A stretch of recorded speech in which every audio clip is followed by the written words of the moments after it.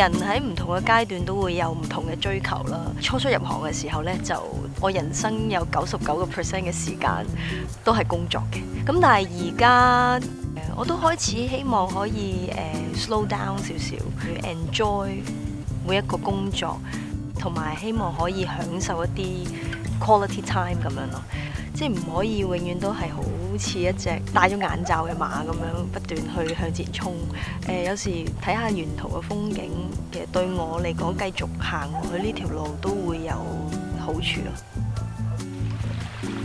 我諗我自己都係一個幾堅持自己一啲睇法嘅一個人啦。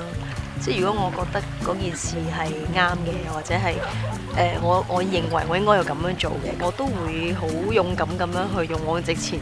我會揀一啲我自己覺得我中意嘅嘢。我覺得最緊要有自己嗰個主見同埋堅持。其實我都中意一啲 mix and match 嘅感覺啦，不過經常都會變嘅。有時咧亦都會中意着一啲好簡單嘅衫，但係就配一啲好誇張嘅 accessory， 或者係一啲比較特別唔同顏色嘅手錶咁。好似 Tempus 咁樣啦，有好多唔同嘅，越嚟越多唔同嘅 style 啦，亦都越嚟越多唔同嘅顏色啊、設計啦，即係好適合唔同嘅時候去戴咯。咁譬如平時返工，亦都可以去一啲隆重嘅場合嘅時候戴咧，亦都會覺得唔會話好似好 casual 啊，好似好普通啊咁咯。手錶係好代表一個人嘅性格或者係一個人嘅 style 咯。我覺得 Tempus 有咁多選擇俾我揀啦，有時我中意 feminine 啲，有時我中意中性啲，比較型格啲都得。